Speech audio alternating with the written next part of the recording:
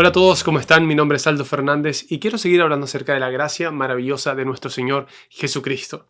Estábamos en Hebreos capítulo 10. Si vamos allá, estamos hablando de cómo el sacrificio de Jesús es lo que nos trae o lo que nos liberó, ¿no es cierto?, de la esclavitud al pecado. En Hebreos estábamos hablando acerca de que hay un solo sacrificio, el cual es necesario, que es el sacrificio de Jesús, y que recibiendo ese sacrificio por medio de la fe, nosotros ya no necesitamos ofrecer más sacrificios. Ahora, recuerda que esto está hablando a los hebreos. Los hebreos eran el pueblo de Israel, los judíos, digamos, en ese tiempo.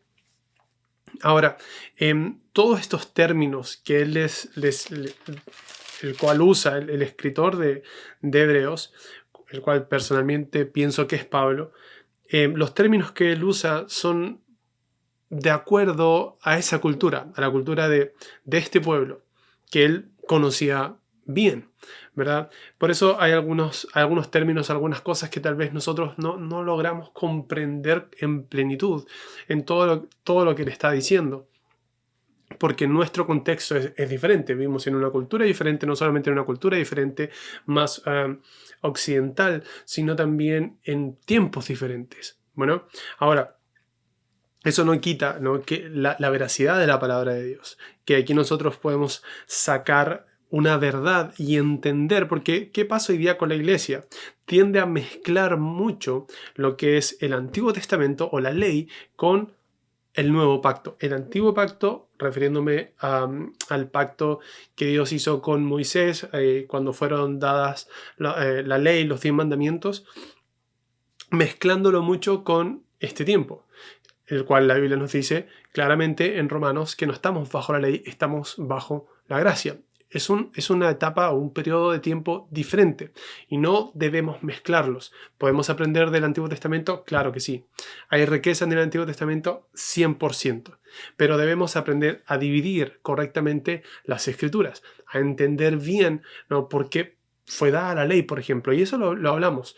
Entonces, por eso hay muchos términos aquí que usan en hebreo, por ejemplo, sumo sacerdote o el sacrificio mismo del macho cabrío o del templo, del lugar santo, del lugar santísimo y todos estos rituales, ¿no?, que nos muestra aquí en Hebreos. Pero ¿qué es lo que podemos aprender acá? Es que asimismo, como nosotros somos salvos por fe, ellos también. Y nosotros debemos entender aquí o ver esta verdad para entender, ok, no hay más sacrificios necesarios. Es lo que le está diciendo aquí al pueblo hebreo. Ustedes no necesitan ofrecer más de los sacrificios que ellos ya venían ofreciendo año tras año, que son los que están de acuerdo a la ley. Hoy día nosotros no ofrecemos ese tipo de sacrificios, ¿verdad? No estamos matando o yendo a buscar un cordero de los que tenemos ahí, ¿no es cierto?, de los que estamos criando para traerlo al templo y sacrificarlo. Ni siquiera podríamos hacer eso.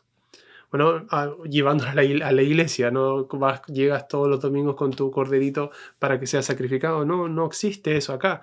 Y tampoco, aunque quisiéramos como vivir de acuerdo a estos rituales, no podríamos, porque ellos ofrecían, ¿cierto?, estos sacrificios y debía ser de una manera bien exacta, ¿no? El sacerdote tenía que tener cierta vestimenta, debía ser el sacrificado de cierta manera, de una manera específica, y las partes debían separarse, la sangre debía ser rociada en lugares específicos dentro del templo, y la sangre no era que yo no la voy a traer aquí al altar de la iglesia. No, debía ser llevada al lugar santísimo. Y lo leímos en Hebreos capítulo 9, que nos muestra, ¿no es cierto?, que el lugar santísimo representaba la presencia de Dios. Y nadie podía entrar ahí. El sacerdote solamente una vez al año, y no podía entrar sin sangre. Bueno, porque ese lugar representaba la presencia de Dios.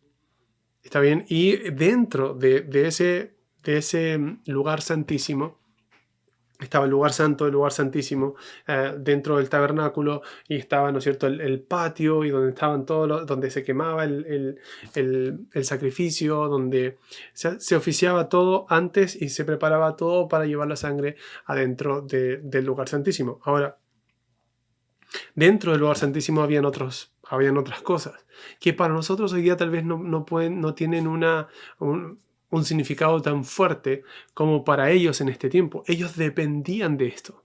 Era su vida, era su cultura. Crecieron aprendiendo todas estas cosas, ¿no? Y practicándolas. Entonces, para ellos que le estén diciendo, oye, esas cosas ya no vivimos por ello, ya no necesitamos ofrecer más sacrificios, era un golpe durísimo a su cultura, a su fe, a cómo ellos vivían. Confiaban en que cada vez que sacrificaban un cordero, ellos tenían una relación correcta con Dios, y ahora se les está diciendo que no es necesario, que solamente un sacrificio es necesario, es suficiente porque fue hecho una sola vez y para siempre. ¿Cómo aplica eso para nosotros hoy?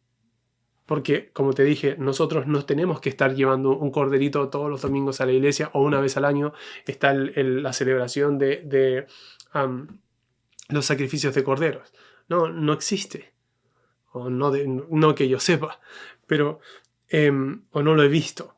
Pero, ¿de qué podemos sacar acá? Porque, ¿qué hacemos nosotros? ¿Cuál es nuestra tendencia? ¿Okay? Vemos sacrificio y pensamos, yo tengo que ofrecer algo. Yo tengo que sacrificarme. ¿Para qué? Para poder agradar a Dios. Para poder tal vez pagar por mi culpa. No, cometí un error, me siento culpable, tengo que pagar. Tengo que ofrecer algo. Tengo que dar más. Tengo que hacer más. Y todo lo hacemos como un sacrificio para poder ser aceptados por Dios.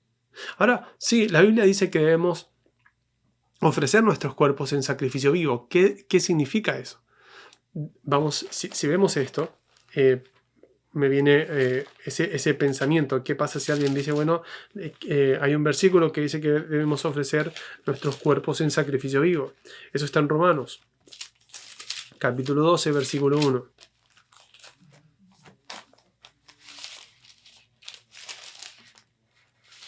Romanos, capítulo 12, versículo 1 dice, por lo tanto, quiere decir, debido a lo que les he dicho, debido a lo que les he mostrado, debido a lo que ya hemos hablado, por lo tanto, amados hermanos, les ruego que entreguen sus cuerpos a Dios por todo lo que Él echa a favor de ustedes, que sea un sacrificio vivo y santo, la clase de sacrificio que a Él le agrada. Esa es la verdadera forma de adorarlo. ¿Qué está diciendo acá? No está diciendo que debemos sacrificarnos para que Él nos acepte. De hecho, Romanos 1, 2, 3, 4, 5, 6, 7, 8, 9, 10 y 11 nos está mostrando cómo Él nos ha aceptado por medio de la gracia y no por medio de las obras. No por medio de la ley ni de los sacrificios establecidos bajo la ley. Ahora, por su misericordia, dice otra traducción, creo que es la Reina Valera, debido a la misericordia de Dios, dado a su misericordia, ofrezcamos nuestros cuerpos en sacrificio vivo. ¿Qué quiere decir? Debido a lo que Él hizo, yo ahora vivo para Él. Mi vida le pertenece a Él. Eso es lo que está diciendo. No está diciendo que debo ofrecer sacrificios para pagar por mi culpa, por mis pecados y todo ese tipo de cosas, para ser aceptado delante de Dios. Tampoco, no es lo que está diciendo. Otra parte donde habla de sacrificios en Hebreos 13, ¿dónde está esto? 13:15, si no me equivoco. Sí, por lo tanto, por medio de Jesús ofrezcamos un sacrificio continuo ¿de qué? De alabanza a Dios. Esos son los sacrificios que hoy día ofrecemos. Como también nos dice Romanos 12, esa es la verdadera forma de adorarlo, entregando mi vida para Él. Mi vida le pertenece a Él y es un sacrificio vivo. Quiere decir que vivo para Él, le pertenezco a Él. Y también Hebreos 13 nos dice que ofrezcamos sacrificios de alabanza, un sacrificio continuo de alabanza a Dios, mediante el cual proclamamos nuestra lealtad a su nombre. Es lo mismo, le pertenezco a Él, soy de Él. Otra parte también donde habla de sacrificio, en el versículo 16, dice, y no se olviden de hacer el bien, ni de compartir lo que tienen con quienes pasan necesidad. Estos son los sacrificios que le agradan a Dios. Nota, estos sacrificios no son para que Él nos acepte, para que nosotros podamos ser salvos o perdonados de nuestros pecados. No, esto es debido a lo que Él ha hecho por mí. yo puedo vivir de esta manera. Y dice que estos sacrificios le agradan a Dios. Bueno, pero una vez más, ¿cuál es la intención del corazón? Lo hablamos en el video pasado. No es para que yo sea aceptado o justificado o salvo o perdonado. Es porque Él ya lo hizo. ¿Cómo lo hizo? Mediante el sacrificio. Una vez más digo esto, no es mediante la ley. No es mediante la ley. Recuerda que la ley es otro camino, el cual lleva a condenación y la condenación lleva a la muerte. El camino es la fe en Jesucristo. Leímos esto también hace un par de semanas en Romanos, capítulo 3, versículo... Empecemos en el 21. Pero ahora, tal como se prometió tiempo atrás en los escritos de Moisés y de los profetas, Dios nos ha mostrado cómo podemos ser justos ante Él sin cumplir con las exigencias de la ley. Dios nos hace justos a sus ojos cuando ponemos nuestra fe en Jesucristo, y eso es verdad para todo el que crea, sea quien fuere. Pues todos hemos pecado, nadie puede alcanzar la meta gloriosa establecida por Dios. Sin embargo, Dios nos declara justos gratuita y bondadosamente por medio de Cristo Jesús, que nos liberó del castigo de nuestros pecados. Pues Dios, versículo 25, pues Dios ofreció a Jesús como el sacrificio por el pecado. Las personas son declaradas justas a los ojos de Dios cuando creen que Jesús sacrificó su vida al derramar su sangre. Ese sacrificio muestra cómo Dios actuó con justicia cuando se contuvo y no castigó a los que pecaron en el pasado, porque miraba hacia el futuro y de ese modo los incluiría en lo que llevaría a cabo en el tiempo presente. Dios hizo todo eso para demostrar su justicia, porque Él mismo es justo e imparcial y declara a los pecadores justos a sus ojos cuando ellos creen en Jesús. Porque creemos en Jesús y en su sacrificio. No solamente creemos que Él existió, que fue una persona buena aquí en el mundo. No, creemos que Él fue el sacrificio por nuestros pecados. Que cuando Él fue a la cruz, tomó todos nuestros pecados. Mira aquí en el capítulo 4. Empecemos en el 1. 4.1. Humanamente hablando, Abraham fue el fundador de nuestra nación judía. Pablo está hablando acá, por eso dice nuestra nación. ¿Qué descubrió él acerca de llegar a ser justo ante Dios? Que si sus buenas acciones les hubieran servido para que Dios lo aceptara, habría tenido de qué jactarse. Pero esa no era la forma de actuar de Dios. No eran las buenas acciones, no eran sus sacrificios personales. No era la manera de actuar de Dios.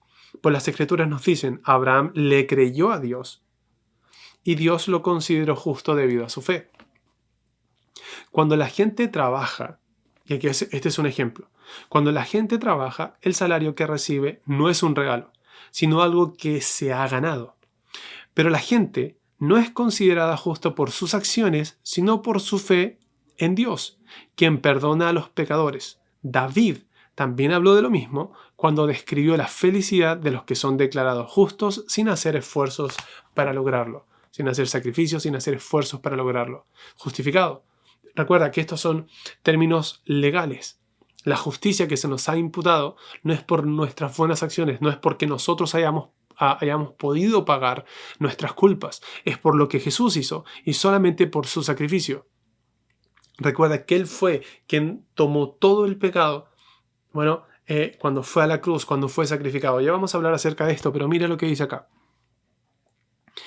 Dice David, está hablando, dice, ¡qué alegría para aquellos a quienes se les perdona la desobediencia, a quienes se les cubren los pecados!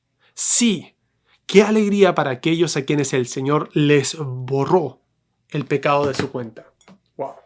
Les borró el pecado de su cuenta.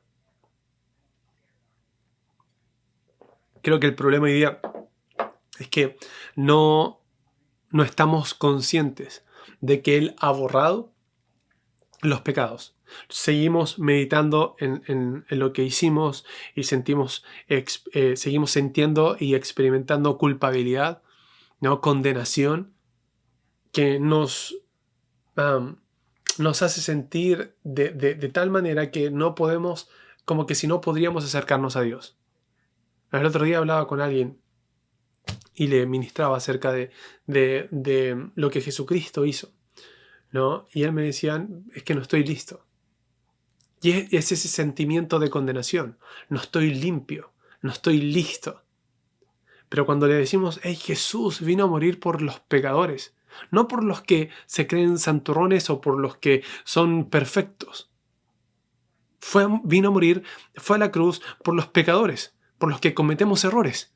Por lo que podemos decir, ¿sabes? Soy un pecador.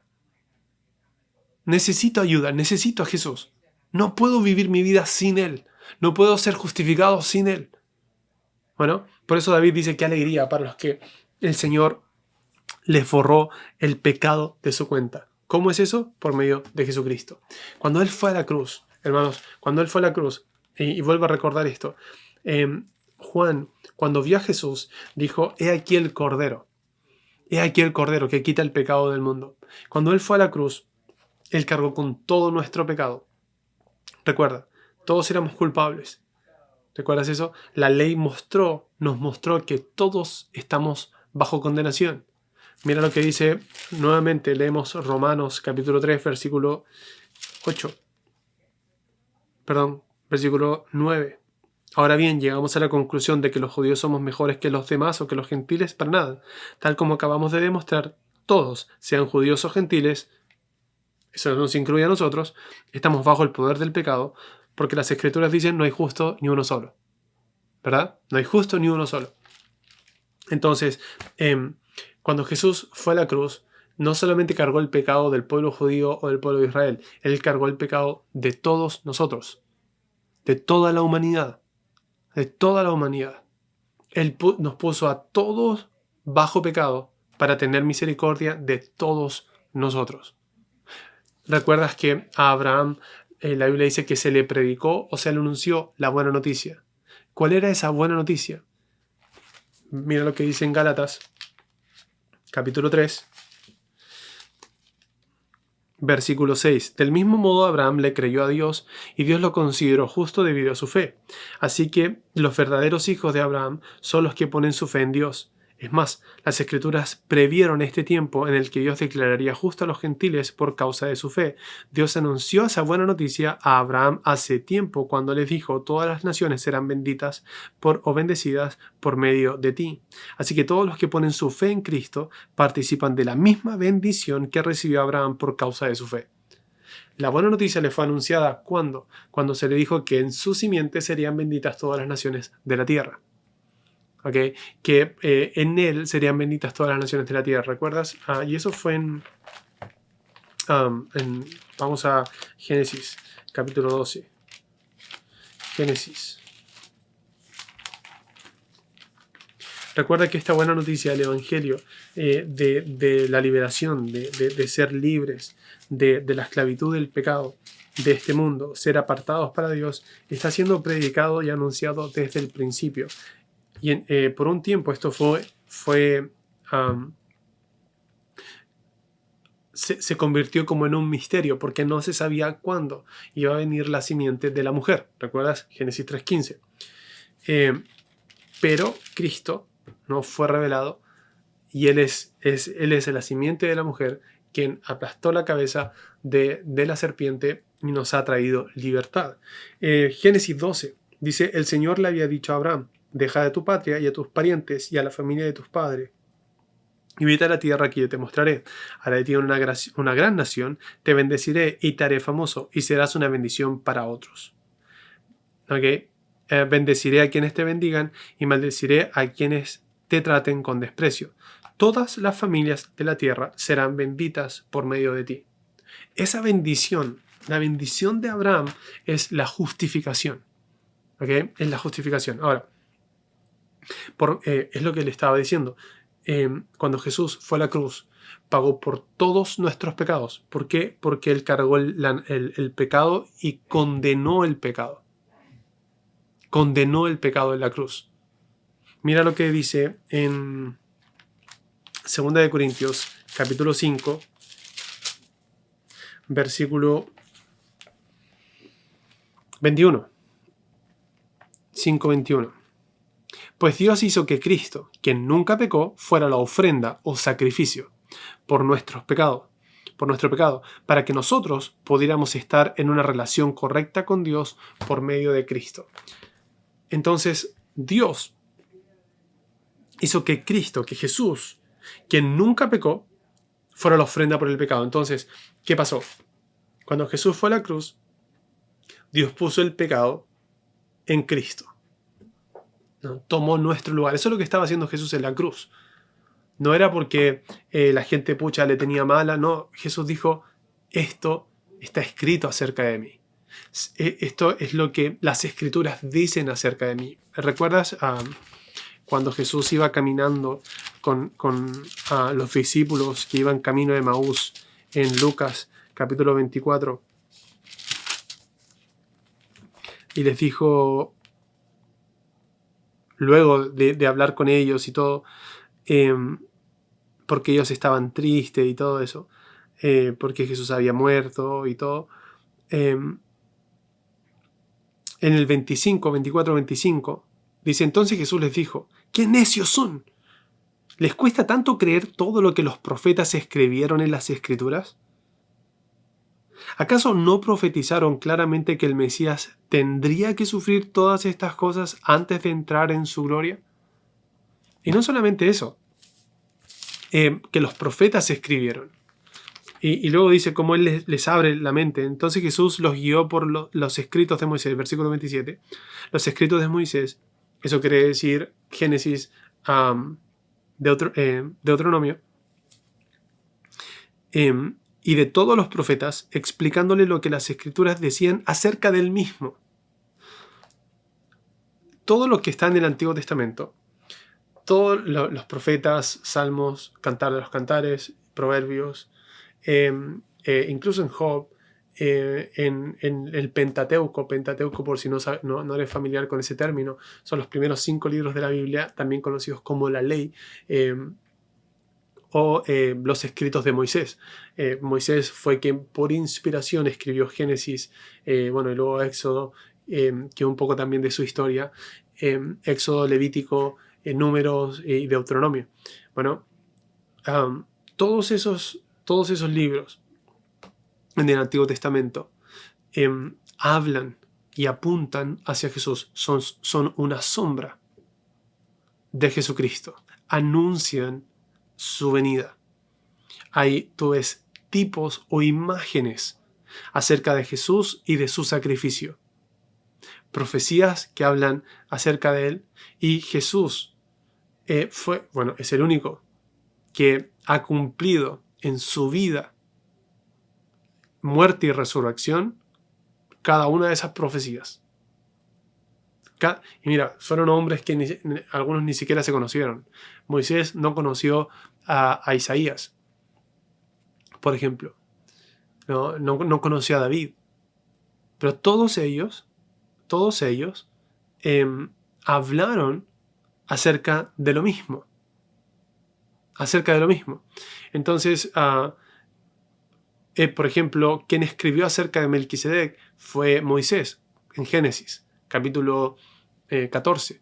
Y luego David dice, tú eres sacerdote para siempre según el orden de Melquisedec. Y luego en Hebreos se nos muestra que este Melquisedec, ¿no es cierto?, es Jesús en el fondo, es hecho semejante a Jesús. Es decir, es una aparición de Jesús en el Antiguo Testamento. Muchísimas cosas fascinantes que puedes ver. Pero en el Antiguo Testamento está lleno de todas estas figuras. Incluso los sacrificios. Las ofrendas que debían ofrecer. Levítico parte hablando de creo que son 5 o 7 ofrendas. Creo que son 5. Pero habla de estas 5 ofrendas de grano, diferentes cosas, no las recuerdo todas ahora, pero eran diferentes ofrendas y todas estas representan una parte de lo que Jesucristo hizo en la cruz, del sacrificio de Jesús en la cruz por nosotros. Una era una ofrenda de paz, Él es el príncipe de paz, Él es el que hace la paz, ¿no es cierto?, entre Dios y los hombres, es Jesucristo. También la ofrenda por el pecado, cómo debía hacerse, cómo debía llevarse a cabo todo el ritual y todo eso. Entonces, el Antiguo Testamento está lleno de todas estas figuras, y creo que tal vez avanzando en esta serie de la gracia podemos llegar a ver algunas de ellas. Ahora, mi punto acá, ¿no es cierto?, es cómo Jesús los guió el 24-27 de Lucas.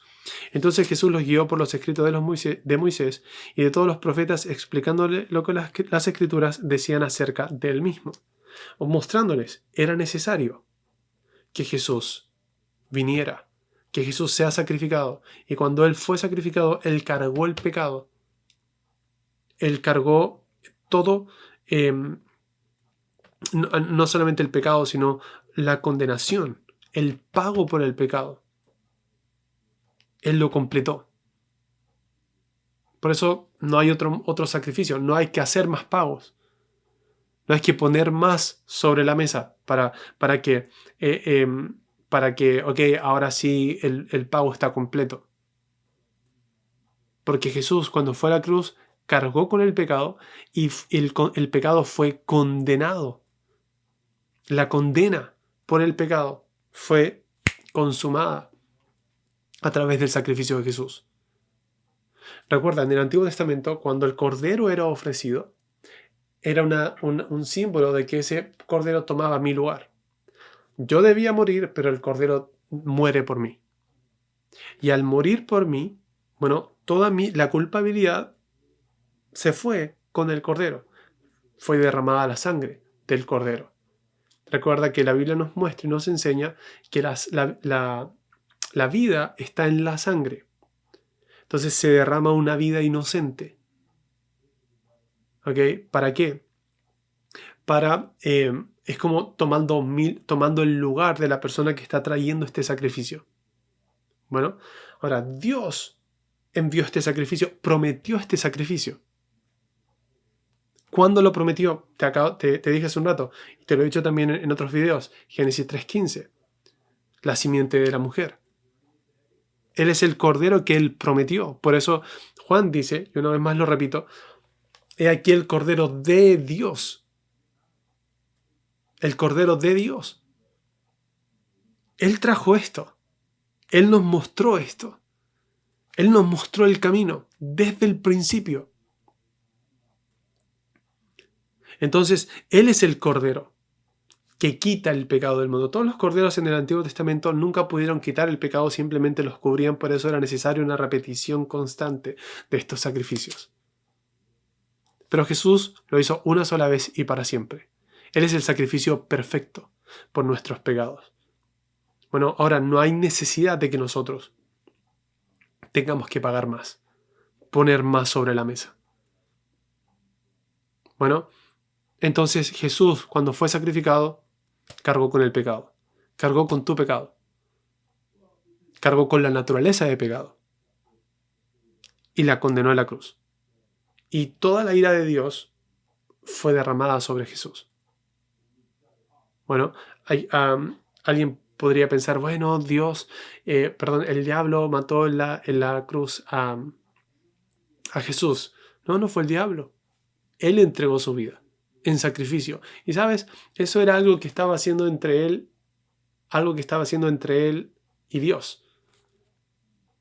Entre él y el Padre. Yo veo todo lo que veo al Padre hacer. Y digo todo lo que oigo al Padre decir. Eso dijo Jesús. Esto era algo entre Dios y Jesús. Bueno, Jesús estaba ofreciendo un pago, ofreciendo su vida. Esto no es que el diablo lo mató y lo destruyó en la cruz, no, pero era la estrategia de Dios para vencer y quitarle la autoridad a Satanás. Bueno, y abrir la puerta de la cárcel, por decirlo de alguna manera, de la muerte, a los que estábamos, ¿no? Viviendo bajo esta naturaleza de pecado y condenados a morir sin Dios.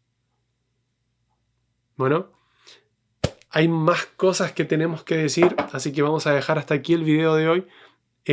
Recuerda que si tienes preguntas, puedes poner en los comentarios, comparte este video y sigue meditando en estas cosas. Recuerda que la idea es experimentar y disfrutar la gracia de Dios.